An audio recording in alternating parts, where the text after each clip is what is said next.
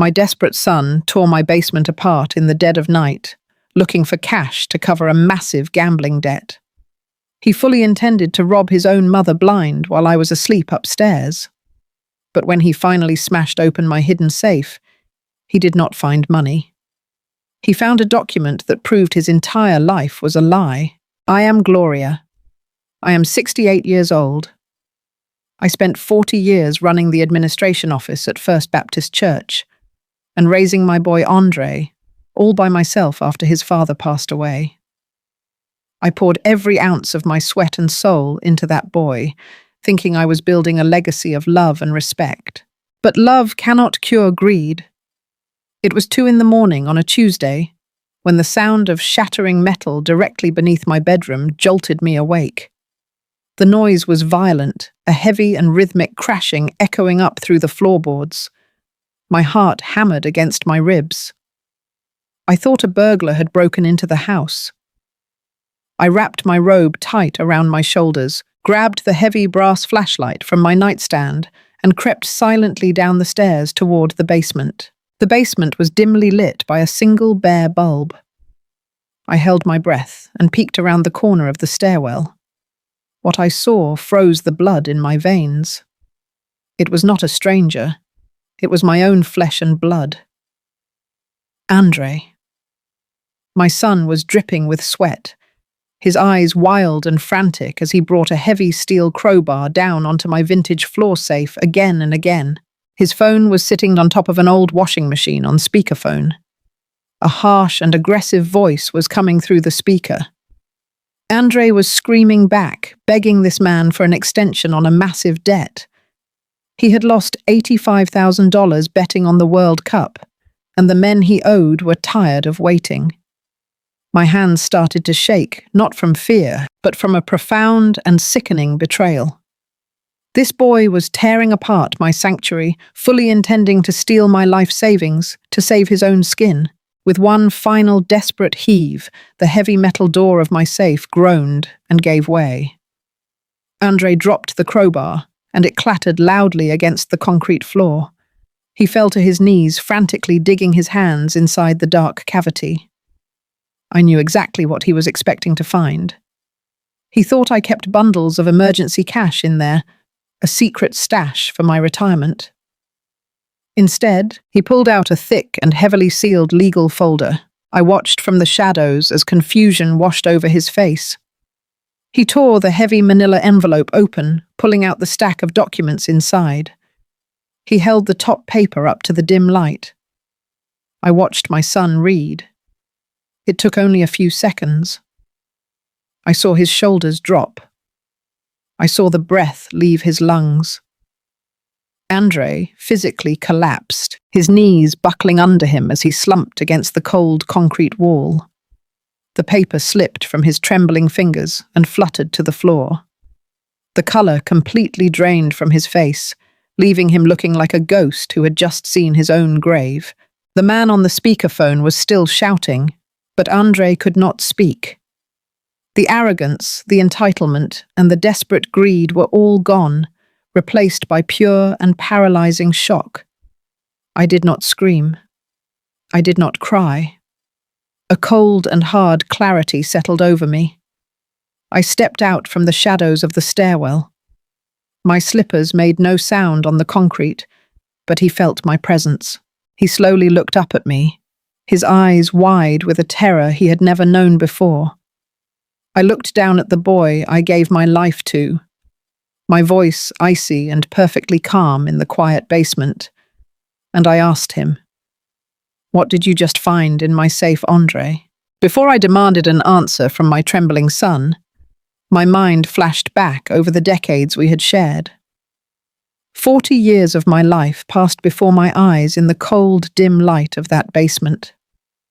To understand the absolute devastation of seeing my own child trying to rob me blind in the middle of the night, you have to understand the mountain of sacrifices I built for him to stand on. You have to know what it took to create the life he so casually took for granted. My late husband Calvin was a man who loved the spotlight and the applause of the crowd. To Andre, his father was a giant among men, a superhero who could do no wrong. Calvin was the brilliant businessman of the family, the man with the booming laugh, the custom-tailored suits, and the grand, captivating stories.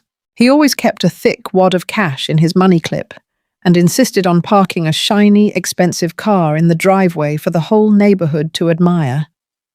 And me, I was just Gloria, the quiet church lady, the predictable mother who packed the daily lunches, carefully ironed the Sunday clothes, and made sure the utility bills were mailed on time. Andre worshipped his father. He truly thought the sun rose and set on Calvin's broad shoulders. But when Andre was just 10 years old, a sudden tragedy struck our home. Calvin suffered a massive, unexpected heart attack and passed away before the ambulance even reached the emergency room. In a single instant, my entire world shattered into pieces, and the heavy, terrifying weight of our survival fell entirely on my shoulders. I did not have the luxury of falling apart or drowning in my grief. I had a 10-year-old boy looking up at me with terrified, tear-filled eyes, needing to know his world was still secure. So I made it secure. I took on the crushing weight of the world without a single complaint or moment of hesitation. By day, I ran the administration office at First Baptist Church. I managed the congregation, balanced the tight budgets, coordinated the charity drives, and kept our community running smoothly. But a humble church salary alone was never going to give Andre the comfortable life his father had promised him. I refused to let my son suffer because fate had dealt us a bad hand. So by night, long after I put my boy to bed and kissed his forehead, I sat alone at my small kitchen table with a heavy calculator and a pot of strong black coffee. I took on extra bookkeeping jobs for local small businesses. I balanced ledgers, filed complex taxes, and tracked inventory until my eyes burned fiercely and my fingers cramped from holding the pen. I worked grueling 16-hour days, 7 days a week, year after year. Andre never saw the pure exhaustion hidden behind my smile. He never saw me taping the soles of my work shoes together, just so I could afford to buy him the newest, most popular basketball sneakers his friends were wearing.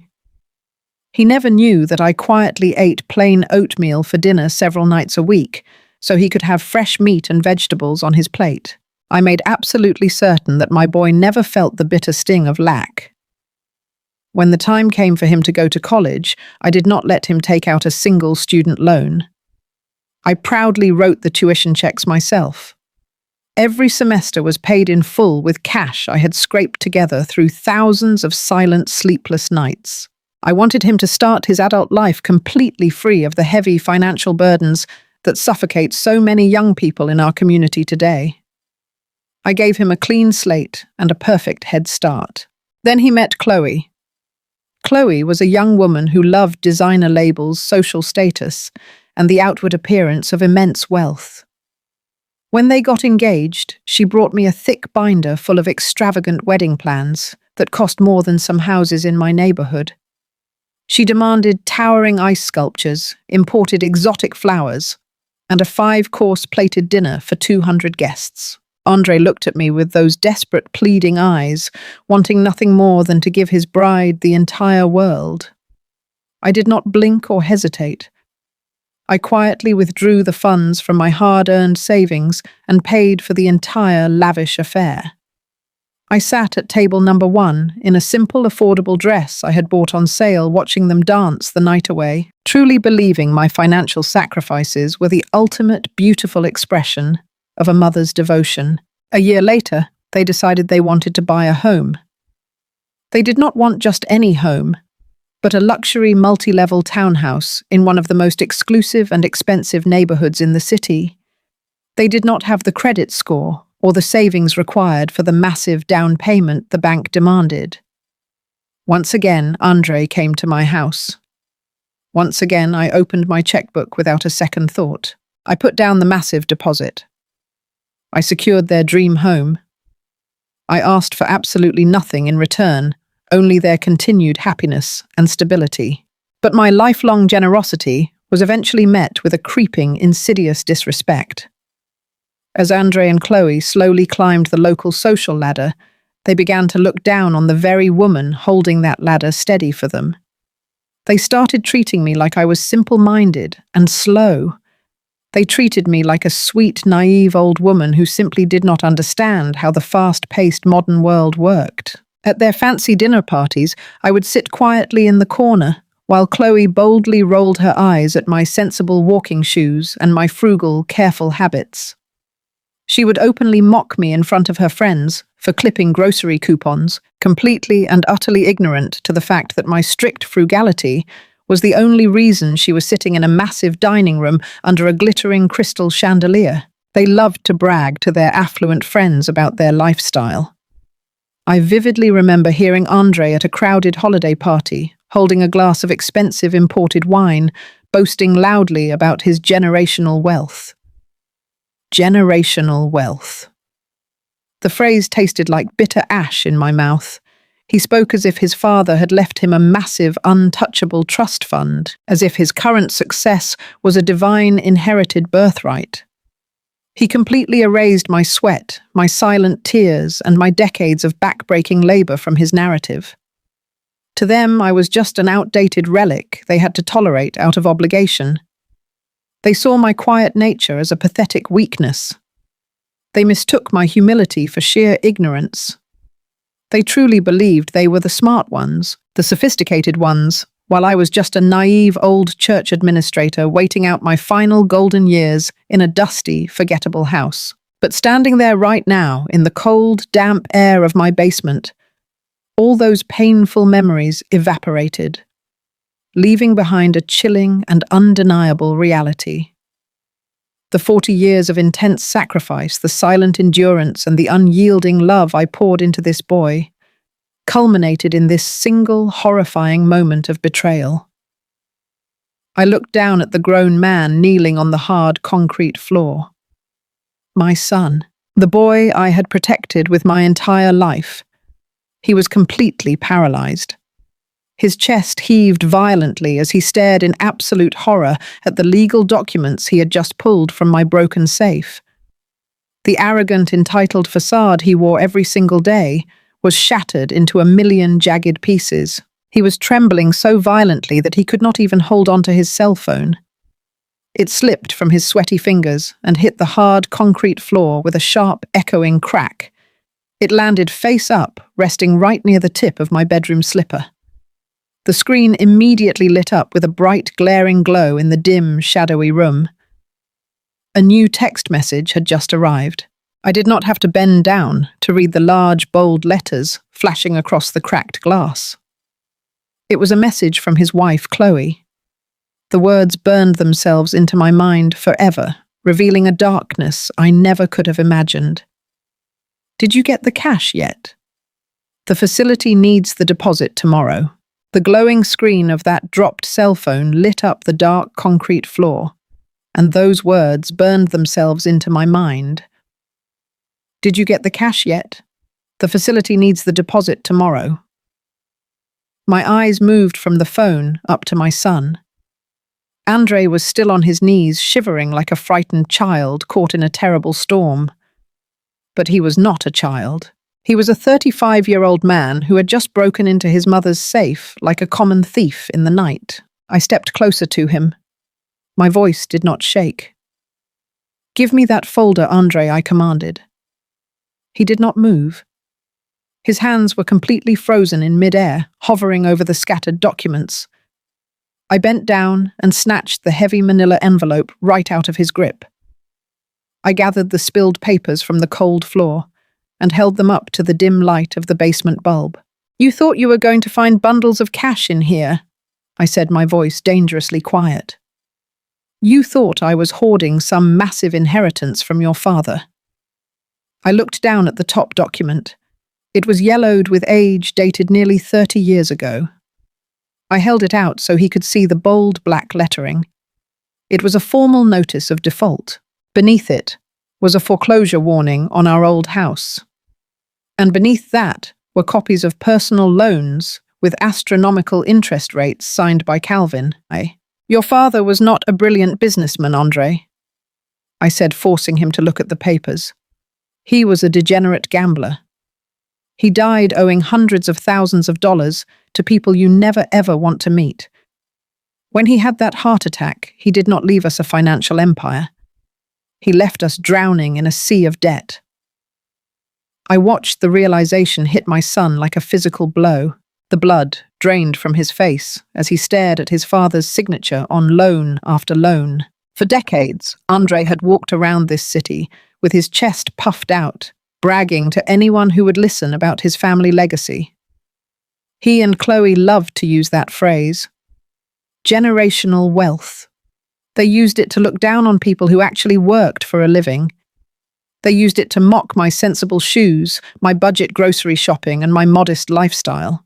They believed they were royalty simply by birthright. I pointed a trembling finger at the paperwork. There is no generational wealth, Andre. There is only my generational sweat. When your father died, I went to every single creditor. I begged for payment plans. I worked the administration job at the church all day, and I scrubbed floors and balanced ledgers all night. I paid off every single dime of your father's gambling debts, so that you would never have to carry the shame of his addiction. And when the debts were clear, I took my meager savings and bought my first rental property. Then a second, then a third. Everything you have, everything you boast about came from the blisters on my hands. Andre let out a pathetic, suffocating gasp. He realized in that agonizing moment that he had not inherited a dynasty of success. He had inherited his father's sickness, the gambling, the entitlement, the reckless desperation. It was all Calvin staring right back at me through my son's terrified eyes. He opened his mouth to speak, to offer some weak excuse, but I was done listening. Before he could even lift a hand, I reached down and snatched his cell phone right off the concrete floor. "Mom, please, you do not understand." Andre choked out, scrambling to get his footing. "I understand perfectly," I replied. I stepped back, turned on my heel, and walked straight into my small basement office. I slammed the heavy wooden door shut and twisted the deadbolt, just as Andre threw his weight against the other side. He pounded his fists against the wood, crying and begging me to open the door, but I ignored him. I sat down in my rolling chair, turned on my desk lamp, and looked at the glowing screen of his phone. I did not feel like a mother anymore. I felt like an investigator standing over a fresh crime scene. I opened his text messages with Chloe. The sheer volume of their cruelty hit me like a bucket of ice water. I scrolled back through weeks of their private conversations, piecing together the timeline of their betrayal. The first thing I found was the complete truth about the World Cup. Andre had not just placed a few friendly bets with his friends. He had wagered violently, recklessly, losing exactly $85,000 in a matter of weeks. The text messages from his bookie were forwarded directly to Chloe. They were threatening to break Andre's legs, threatening to take his luxury cars, threatening to ruin their perfect plastic lives in the suburbs. And then I saw exactly how my daughter-in-law decided to solve their problem. Chloe had texted him saying, "We cannot lose the townhouse, Andre. Just get the money from your mother. Tell her it is a real estate investment. She will believe anything you say." Andre had replied, "She will not give me that much cash right now. She wants to see business plans. She is getting too suspicious." I kept scrolling, my chest tightening with a profound and sickening devastation. Chloe's response was a long paragraph that made my blood run absolutely cold. She wrote, "Then we do it the hard way. She is getting old anyway. She forgets things all the time. We tell the courts she is a danger to herself. My friend at the clinic said she can get us a doctor who will sign the incompetence papers for a fee. We force her into that state-run facility on the east side, take over her estate as her legal guardians, and pay off the bookie before they come for us. The East Side facility." My stomach violently churned. That place was notorious in our community. It was severely underfunded, neglected, and heartbreaking. I used to visit elderly church members there, and would leave in tears, seeing how they were treated. My own son and his wife were planning to lock me away in a place where people went to be forgotten, all so they could steal the money I had bled for and use it to cover a dirty gambling debt. The betrayal was so multi-layered, so intimately cruel that it physically hurt to breathe. The son I had bathed, the son I had fed, the son I had sacrificed my entire youth for, had agreed to this without a fight. He had replied to his wife with a simple, cowardly text. "Okay, set it up for next weekend." I sat in the heavy silence of my office. The pounding on the door had stopped. I could hear Andre sobbing quietly on the other side of the wood, sitting on the floor in the dark. But his tears meant absolutely nothing to me now. They were the tears of a man who was caught, not a man who was sorry. A profound transformation was happening inside my soul. The shock and the devastation were evaporating, burning away like morning fog under a blazing summer sun. In their place, a cold, calculating fury ignited. They thought I was just a quiet, simple-minded church lady who would go quietly into the night. They thought my age made me weak and easily manipulated. They thought my pure love for my son made me blind to their true nature. They were about to learn exactly how I managed to pull this family out of total bankruptcy and build a fortune entirely on my own. You do not survive 40 years of balancing books, navigating ruthless real estate deals, and protecting a family without developing a spine made of pure steel. I was not a victim. I was a survivor. And I was about to go to war. I scrolled down to the very last message Chloe had sent, the one that had arrived just before I found Andre breaking into the safe. There was an attachment below her question about the cash. I clicked on the small image, and the picture expanded to fill the entire screen.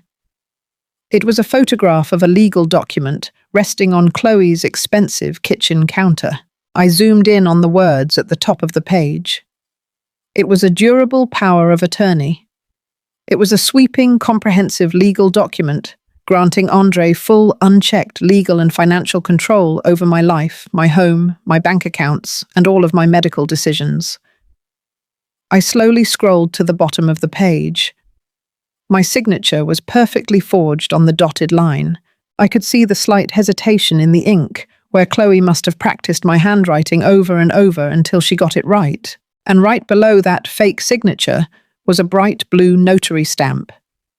It belonged to one of Chloe's close friends from her country club, a woman I had personally welcomed into my home and fed at my own dining table on Thanksgiving. The document was fully executed. It was dated for the coming Monday. They were entirely ready to walk into a courthouse in just a few days, strip me of my basic human rights, and steal my entire existence. I set the phone down gently on my wooden desk. I leaned back in my chair, staring at that bright blue notary stamp on the glowing screen. My hands had completely stopped trembling. My tears were completely dry. Andre and Chloe had meticulously planned my funeral, but they forgot to make sure I was dead first. I did not scream. I did not shed a single tear. Crying is for the weak, and screaming is for those who have lost control. I had never been more in control of my life than I was at that exact moment. I stood up from my desk chair. I picked up Andre's phone from the desk, calmly tapped the screen, and forwarded every single message, every photograph of that forged document directly to my own private email address. Then I deleted the forwarded messages from his sent folder. I wiped the phone clean on my robe and carried it out of the office. Andre was still on the concrete floor, weeping like a child who had scraped his knee. He looked up at me with pathetic, pleading eyes. I did not feel pity. I felt nothing but a cold, heavy resolve. I dropped his phone onto his lap. I looked him dead in the eye and told him to pick himself up, go home to his wife, and never try to break into my safe again. He scrambled to his feet, stammering apologies that tasted like poison. I simply pointed up the stairs. He stumbled up the steps and out the door into the night. Once I heard his car speed out of the driveway. I locked the heavy basement door, turned off the lights, and went back to sleep. I slept like a baby. When the sun came up, I made my coffee exactly the way I always do. I poured it into my favorite mug and sat at the kitchen table. Right at 8 o'clock, my cell phone buzzed. It was Chloe. I took a slow sip of my coffee, cleared my throat, and answered with the warmest, steadiest voice I could muster. "Good morning, Chloe," I said. She sounded aggressively cheerful, practically singing her words. She asked how I had slept, if my arthritis was bothering me, and if I needed anything from the grocery store. It was the sickeningly sweet performance of a predator checking on her prey. She was trying to see if Andre had messed up. She wanted to know if the old woman suspected a thing. I played my part, flawlessly. I told her I slept wonderfully and was just enjoying a quiet morning. I thanked her for her concern and told her I loved them both. When I hung up the phone, my smile vanished. The charade was set. They thought they had won. They thought I was oblivious.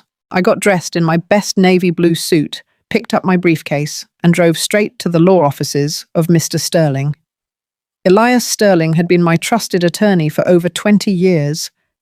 He was the man who helped me quietly build my real estate empire after Calvin died. When I walked into his office and placed the printed screenshots of the text messages and the forged power of attorney on his massive mahogany desk, Elias physically recoiled. He read every word. His face turned a deep, angry red. He looked at me and asked if I was all right. I told him I was perfectly fine, but I needed him to declare war. Elias did not waste a single second. He immediately made 2 phone calls. Within an hour, a private investigator and a forensic accountant were sitting in the chairs next to me. I handed them a flash drive. What Andre and Chloe did not know was that I am not a foolish old woman. 3 months ago, I noticed small things going missing from my house. A silver watch, a pair of diamond earrings. So I hired a company to install hidden, motion-activated security cameras throughout my home, including a high-definition camera right above the basement stairs. We plugged the flash drive into the large monitor in Elias's office. We watched the crystal-clear footage of my son creeping into my basement, frantically attacking my safe with a crowbar, and having a full meltdown when he discovered the truth about his father. The private investigator took the footage and the text messages. He told me this was a textbook case of attempted elder fraud and grand larceny. The forged notary stamp alone was a serious felony. Then I turned to the forensic accountant. I gave him a very specific set of instructions. For years, I had maintained 2 joint bank accounts with Andre meant to be emergency funds for him and Chloe. By noon, I had legally and permanently drained every single penny from those joint accounts. I transferred the funds into a private secure account, solely under my name. I cut off the credit cards I had generously allowed them to use for groceries and gas. But I did not stop there. I instructed Elias to execute a total asset protection strategy. We spent the entire afternoon moving every single piece of my wealth, my liquid cash, my investment portfolios, and the deeds to my rental properties into an ironclad, irrevocable trust.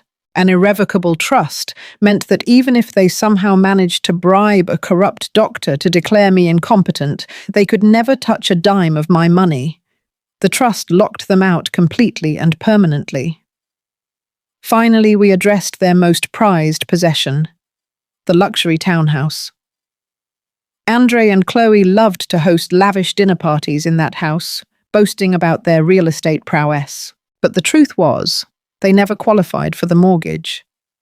I had paid the massive down payment and put the deed entirely in my name to protect the investment. They were legally nothing more than glorified tenants living in my property.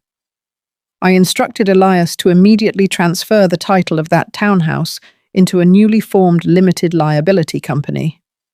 I named the company Justice Holdings. I wanted my name entirely off the public records, so when the time came to drop the hammer, They would be dealing with a faceless corporate entity that answered only to me. I asked the forensic accountant to dig into the phone numbers from the text messages. I wanted to know exactly who Andre owed $85,000 to. The accountant traced the numbers to an offshore gambling syndicate. We compiled everything into a massive, undeniable mountain of evidence. Every bank statement, every video frame, every forged signature was categorized and indexed. I sat back and watched these brilliant men work on my behalf. A deep, powerful sense of vindication washed over me. For years, Andre and Chloe had treated me like a relic, a naive church mouse who only existed to write checks and bake pies. They thought I was blind to the ways of the world. But as I signed document after document, shifting millions of dollars in assets with the stroke of a pen, I felt a thrilling surge of absolute power. I was not a victim waiting to be slaughtered. I was the architect of my own salvation. By 5 o'clock in the evening, my financial empire was completely impenetrable. The trap was set. The snare was loaded. The sun was beginning to set, casting long golden shadows across Elias Sterling's pristine office. I stood by the large glass window looking out over the city skyline, feeling lighter than I had in decades. The heavy burden of carrying my son's failures had been lifted from my shoulders, replaced by the armor of righteous justice. Mr. Sterling walked over to the mahogany desk and picked up a thick, black leather binder. He walked toward me with a look of profound respect in his eyes. He handed me the binder. Inside was the complete documentation of my new irrevocable trust, the corporate formation of Justice Holdings, the eviction notices prepared for the townhouse, and the criminal referral packet ready to be handed to the district attorney.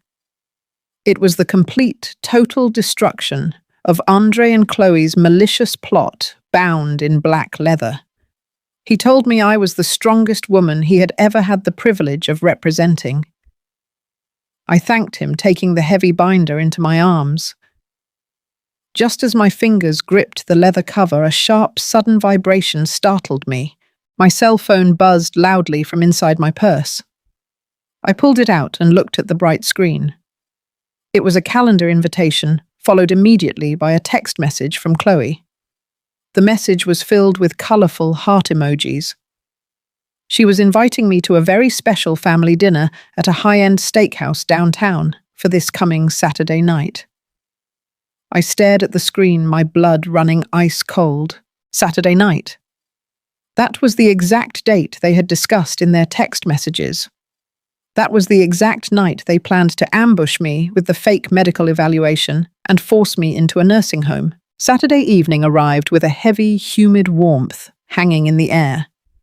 I walked into the Capitol Grill Steakhouse, wearing my best-tailored emerald green dress and my late mother's pearl necklace. The restaurant was incredibly loud, buzzing with the sounds of wealthy people pretending their lives were absolutely perfect.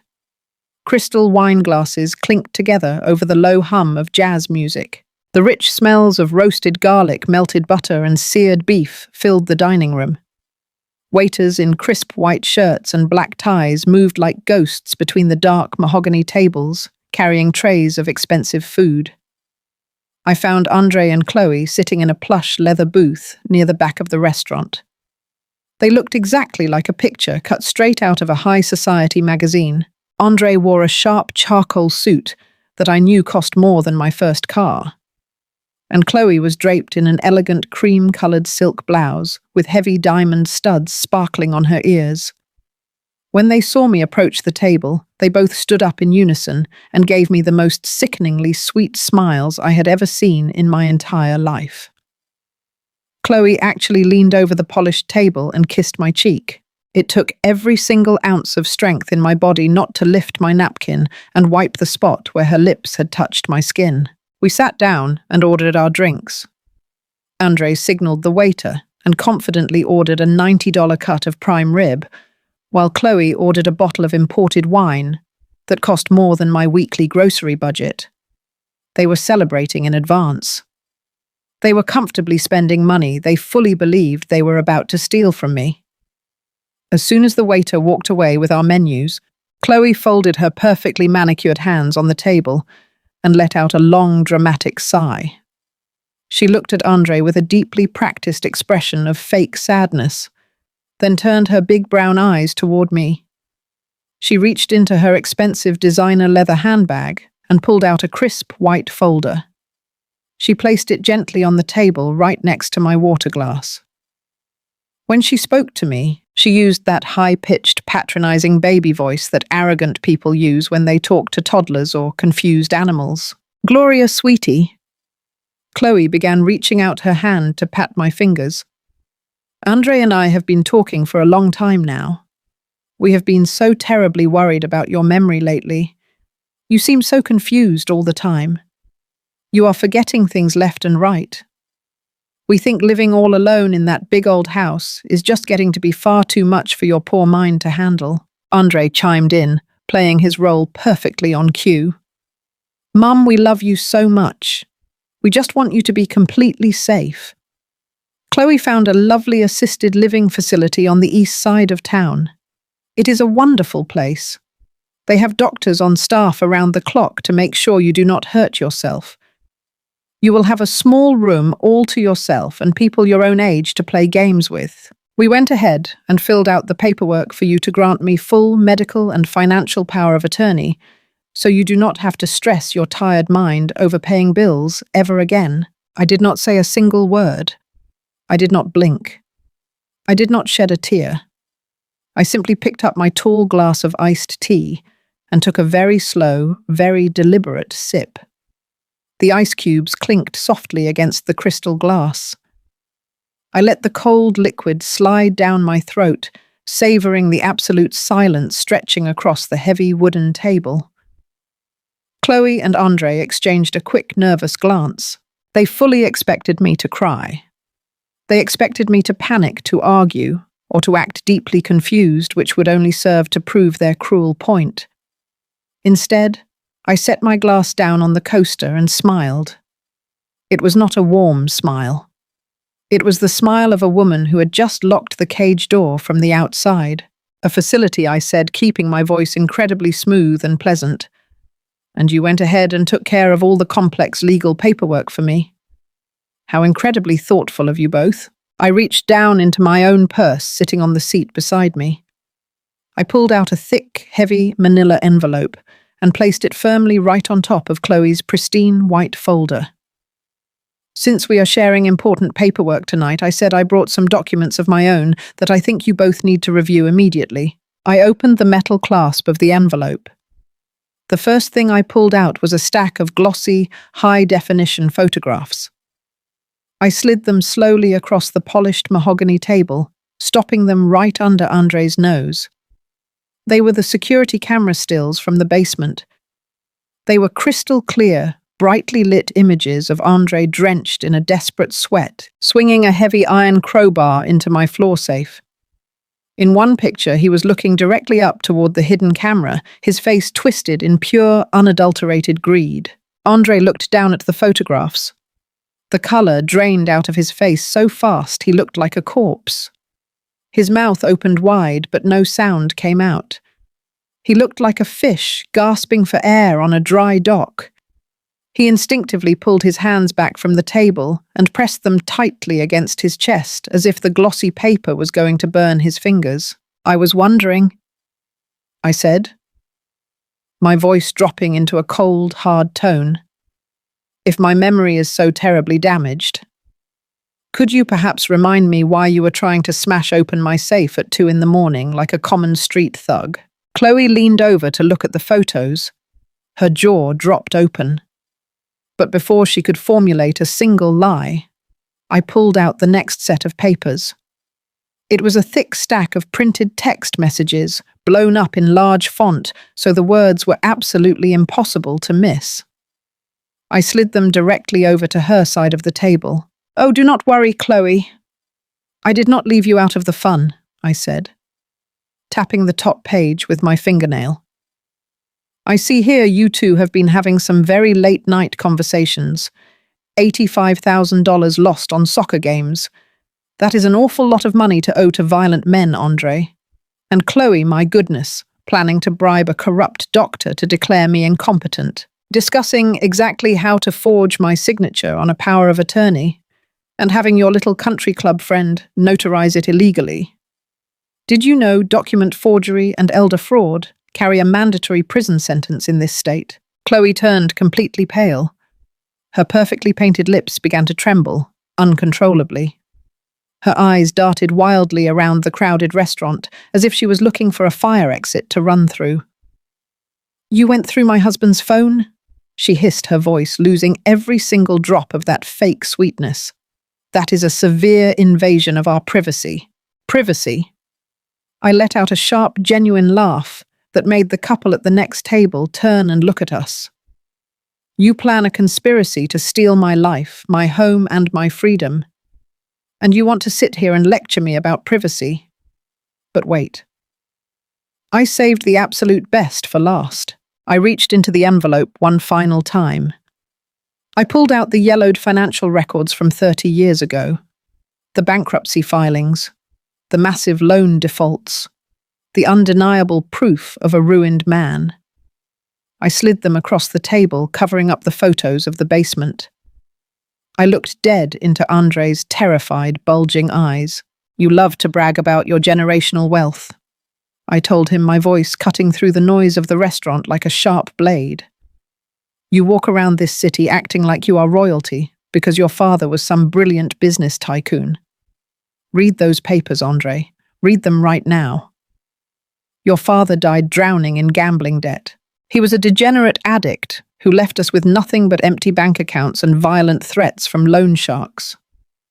I paid off his debts by scrubbing floors and doing taxes in the middle of the night while you were sleeping soundly in your bed. Every single dime you have ever enjoyed, every tuition check, every car payment, the very down payment on the luxury townhouse you are living in right now, came from my blood, my sweat, and my tears. You have no generational wealth. You have your father's sickness, and you have a mother who is finally done paying for your sins." Andre physically slumped in the leather booth. His broad shoulders caved inward. His arrogant pride, his entire sense of identity shattered into dust right before my eyes. He buried his face in his hands and let out a pathetic, broken whimpering sound. He had been completely stripped of his grand delusions. He was nothing but a fraud, and he knew it. Chloe, however, was a completely different breed of snake. Her initial panic quickly gave way to vicious animal desperation. She saw her entire luxury life slipping right through her fingers.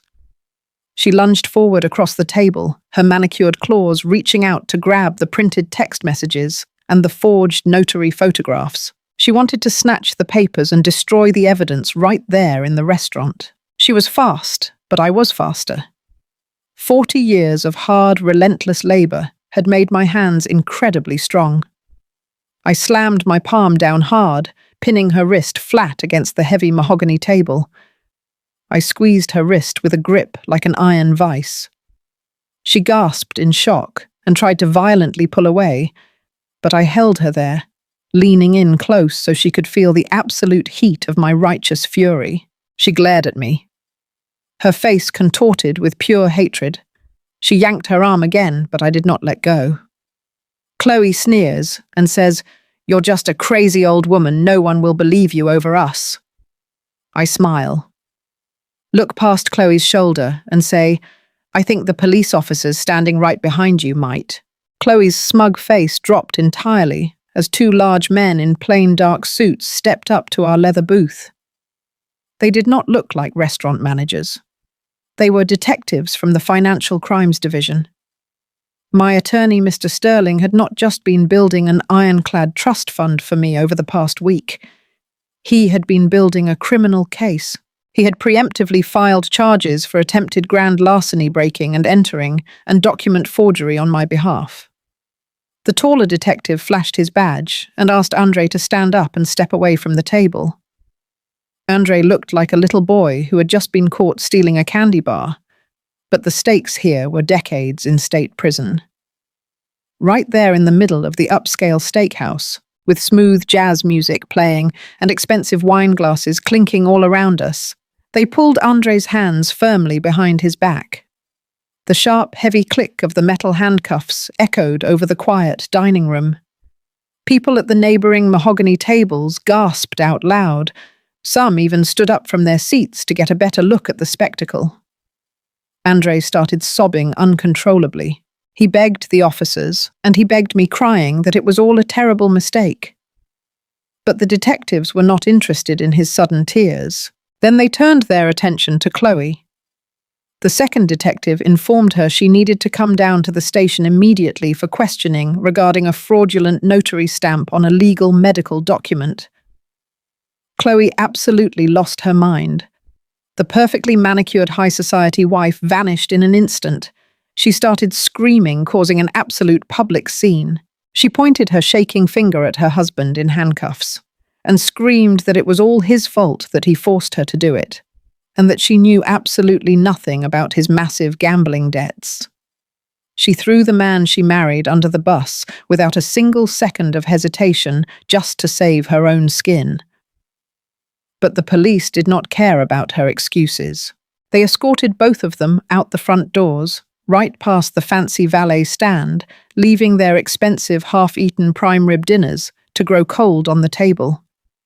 I paid the bill in cash, tipped our waiter generously for the loud disturbance, and walked out into the warm evening air with my head held high. The next 30 days were a harsh, unforgiving education in reality for my son and his wife. I did not waste a single moment feeling sorry for them. The morning after the public arrest, a process server knocked on the front door of their luxury townhouse. I legally served them with a 30-day eviction notice. The property belonged to Justice Holdings now, and the new management was absolutely merciless. I drove to the bank and finalized the complete removal of my name from everything attached to their lives. I cut off their expensive cell phone plans. I cancelled the premium auto insurance policies I had been funding for years. I sat in Mr. Sterling's office and legally disinherited both of them, directing my entire estate to a local charity dedicated to gambling addiction recovery. They were completely and totally cut off from the Bank of Gloria. Andre's life spiraled quickly into a dark, inescapable abyss. His bookies, seeing the public arrest and realizing the well of motherly money had officially dried up, froze his accounts and began calling his corporate workplace. He lost his high-paying job at the firm within the week. Chloe, terrified of facing actual poverty and losing her precious luxury lifestyle, packed her designer bags and completely abandoned my son. She moved back into her parents' house across town, crying victim. But her wealthy social circle is small and incredibly vicious. The news of her involvement in forging legal documents to rob her elderly mother-in-law spread like a massive wildfire. She was dropped from her country club, ignored by her peers at the grocery store, and completely ostracized by the very people she had tried so hard to impress. Her reputation was permanently destroyed, ruined entirely by the very greed that drove her to target me. On the final day of their eviction notice, I parked my car across the street from the townhouse. I sat there in the quiet morning light, watching a cheap rented moving truck idling in the driveway. Andre was carrying cardboard boxes out all by himself. There were no professional movers hired this time. He looked exhausted, defeated, and completely broken. The expensive custom suits were gone, replaced by a stained t-shirt and baggy sweatpants. He loaded the last heavy box of his ruined life into the back of the truck. Then he saw my car, parked across the street. He dropped his head and walked slowly over to my window. He looked terrible. His eyes were hollow, dark, and bloodshot. He placed his hands on my car door and begged me. He begged for one last financial bailout. He told me he had nowhere to go, that Chloe had left him, that the dangerous men he owed money to were threatening his life, and that he was going to be sleeping in his car. He cried real heavy tears, begging for the mother who had always fixed his mistakes to fix just one more. I looked at the son I had given my entire life to. It broke my heart into 1,000 pieces to see him like this. A mother never wants to see her child suffer in the gutter, but I knew the absolute truth. If I gave him a single dollar, I would just be buying his coffin. I rolled the window down just an inch. I looked him in the eye and told him that I loved him, but I could no longer protect him from the consequences of his own actions. I told him he had to save himself this time. I rolled the window up, put the car in drive and pulled away. I looked in the rearview mirror and watched him standing alone in the empty street until he faded from my view forever. That evening, I returned to my quiet, empty house. The silence that used to feel comforting now felt heavy and absolute. I walked into my kitchen, made a simple cup of chamomile tea, and sat at the small table where I used to spend hours balancing budgets to pay for his college tuition. There was no more chaos. There were no more deceitful phone calls. There were no more fake smiles or hidden agendas. I had drawn the firmest boundary of my life. The justice was heavy, realistic, and deeply painful, but it was absolutely necessary for my survival. My home was safe. My future was secure. I had survived the ultimate betrayal from my own flesh and blood. I took a slow sip of my tea, feeling the warmth spread through my chest and settle in my stomach. Just as I set the mug down on the wooden table, the heavy silence of the house was shattered. The landline phone mounted on the kitchen wall began to ring. It was shrill and sudden. I stared at it for a moment. Nobody ever called the landline anymore, except telemarketers and scammers. I walked over and looked at the small caller identification screen. It simply read, "Unknown number." I hesitated, my hand hovering over the plastic receiver. My heart beat just a little bit faster.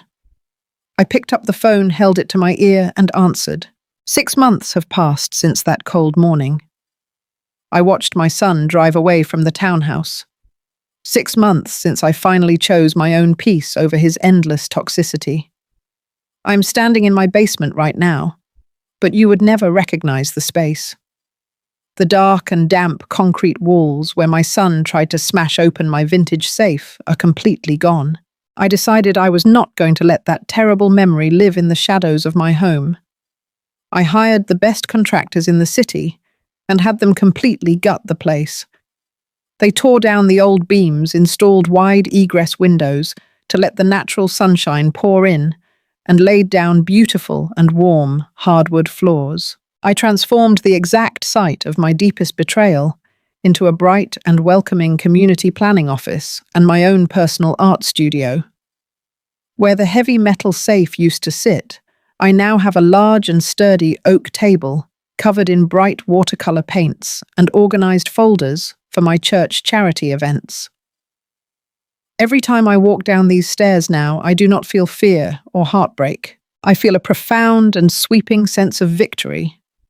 I took the very room that was meant to be my downfall and turned it into my sanctuary. Waking up these days is nothing short of a daily revelation. I open my eyes every single morning and just lay there for a moment, listening to the beautiful and unbroken silence of my home. There are no frantic and late-night phone calls begging for emergency cash. There are no sudden and manufactured crises to manage, no webs of lies to untangle, and no arrogant remarks to quietly swallow over the dinner table. For 40 years, my heart beat to the frantic and demanding rhythm of men who only saw me as a resource to be used up. Now my heart beats entirely for me. The heavy and suffocating anxiety that used to sit on my chest like a boulder is completely gone. I brew my morning coffee. I read my books, and I breathe deeply, freely, and without a single ounce of guilt. Last week I did something I should have done years ago. I picked up the phone and called my older sister Diane. For years I had pushed her away because I was too ashamed to admit what Andre was becoming. I was always too busy funding his fake and lavish lifestyle to invest time in my own sister. We talked for 4 hours that first night.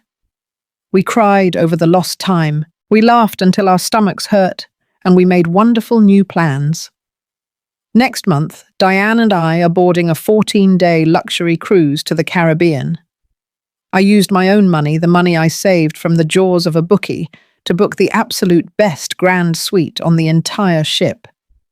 We are going to drink iced tea on our private balcony, feel the warm ocean breeze on our faces, and celebrate the beautiful and hard-fought lives we have built. People in my community sometimes look at me with pity. They ask me if my heart is broken over losing my only child. I tell them the absolute truth. Yes, I deeply grieve for the sweet little boy who used to hold my hand on the way to Sunday school. I mourn the good and honest son I thought I had raised. But I do not miss the greedy and entitled stranger who broke into my house to destroy me. The pain of cutting him off was agonizing, but it burned away the illusion and revealed a power inside me that I never knew existed. I spent my entire youth sacrificing my own needs to build a foundation for someone else. Now, I clearly say that these golden years belong entirely to me. My wealth, my time, and my peace of mind are not a ransom to be paid in exchange for fake love. They are tools for my own joy.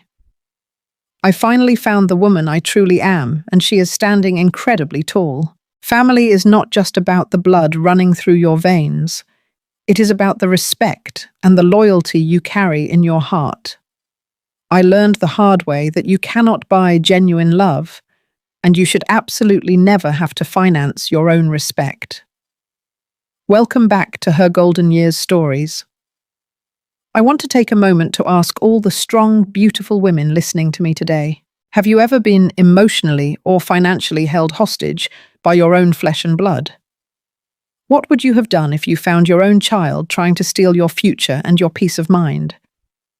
Please let me know in the comments down below, because I promise you I read every single one of them.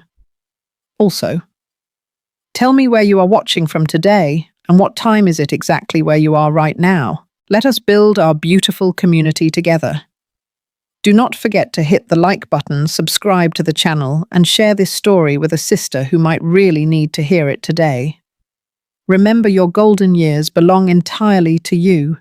Stay blessed, stay strong, and I will see you in the next story.